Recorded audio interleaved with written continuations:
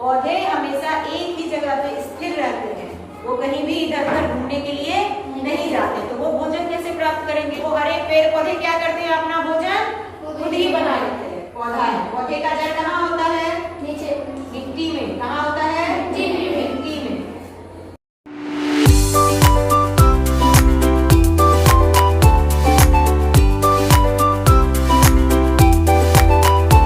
पत्तीकरण कैसा होता है? हरा। किस रंग का होता है? ये हरे रंग का होता है। तो पौधे की जो हरी पत्तियां है ना, उसमें एक वर्णक पाया जाता है। क्या पाया जाता है?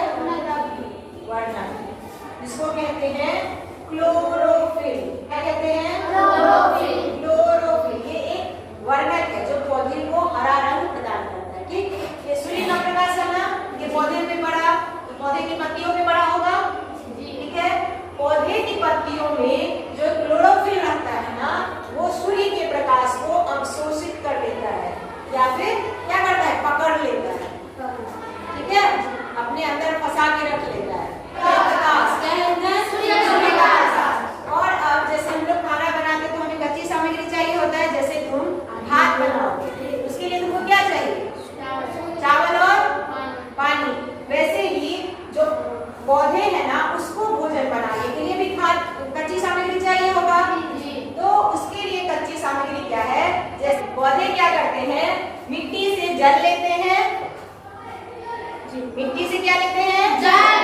और वायुमंडल में उपस्थित कार्बन डाइऑक्साइड को लेके, ये दोनों कच्ची सामग्री हो गई। पौधे के लिए क्या करता है? भोजन बना लेता है अपना।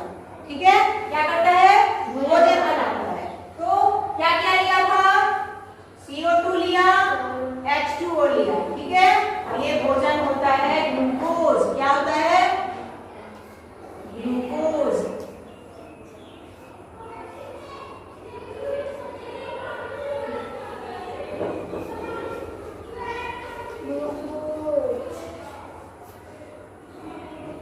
पौधा वायुमंडल में उपस्थित कार्बन डाइऑक्साइड और मिट्टी से जल लेकर सूर्य की प्रकाश और क्लोरोफिल की उपस्थिति में अपना भोजन बनाता है। बनाया ना? पौधे के पत्तियों में कहाँ भोजन बना? पत्तियों में। ट्रांसलेशन वह प्रक्रिया है जिसमें पौधे की पत्तियों द्वारा सूर्य की प्रकाश और क्लोरोफिल की उपस्थिति में कार्बन डाइऑक्साइड और जल का उपयोग करके क्या किया जाता है? अपना भोजन बनाया जाता है। ठीक है, उसी प्रक्रिया को क्या कहते हैं? प्रकाश संश्लेषण। क्या कहते हैं? प्रकाश संश्लेषण। क्यों कहते हैं प्रकाश संश्लेषण? कुछ और नाम क्यों नहीं है इसका? क्योंकि प्रकाश की उपस्थिति में होता है ना। अगर यहाँ प्रकाश नहीं रहेगा, सूर्य का प्रकाश, तो क्या होगा? प्रकाश संश्लेषण की क्रिया, पौधा अपना भोजन बना पाएगा? नहीं, क्योंकि ये जो प्रक्रिया है ना, प्रकाश सूर्य की प्रकाश की उपस्थिति में होता है, इसीलिए इस प्रक्रिया का नाम क्या पड़ गया? प्रकाश संश्लेषण। जिस पौधे में क्लोरोफिल नहीं होगा, क्या वहां पे प्रकाश संश्लेषण की क्रिया होगी? है ना? तो पौधे का रसोई घर क्या होगा? पत्ते। क्या होगा? पत्ते।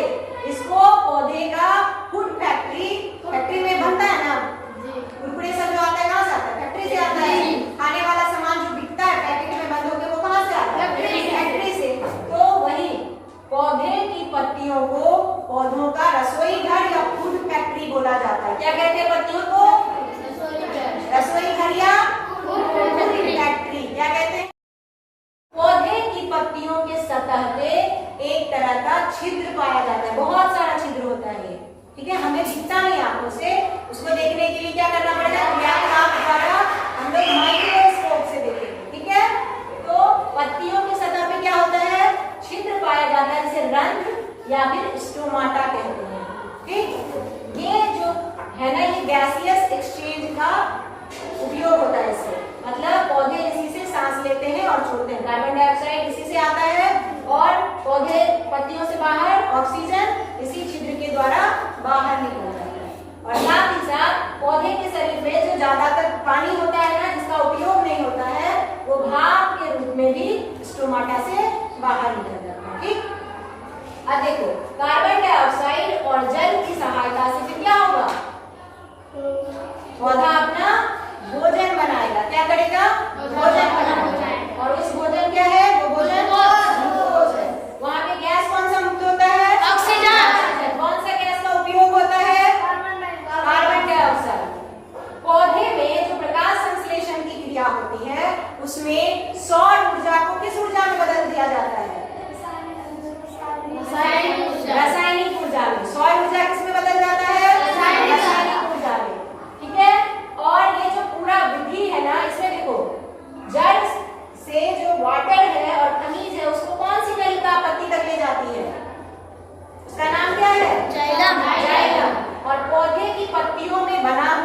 दाना को पौधे के विभिन्न भागों में कौन सा नलिका भेजता है? फ्लोएम। क्या नाम है उसका? फ्लोएम। समझ गए इतना?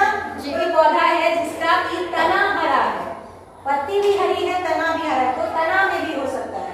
ठीक है, जो भाग हरा है जहाँ पे क्लोरोफिल होगा वहां पे प्रकाश संश्लेषण की क्रिया है।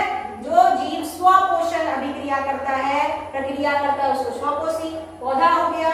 शैवाल, दूसरा शैवाल हो गया। ठीक है, काई देखते हो ना, लगा रहता है पानी के पास, काई देखे हो, वो हरा हरा होता है ना, उसमें भी प्रकाश संश्लेषण होती है, उसको शैवाल बोला जाता है। क्या नाम है उसका?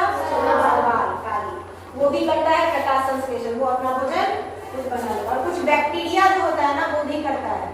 ठीक है, प्रकाश संश्लेषण को इंग्लिश में फोटोसिंथेसिस कहा जाता है।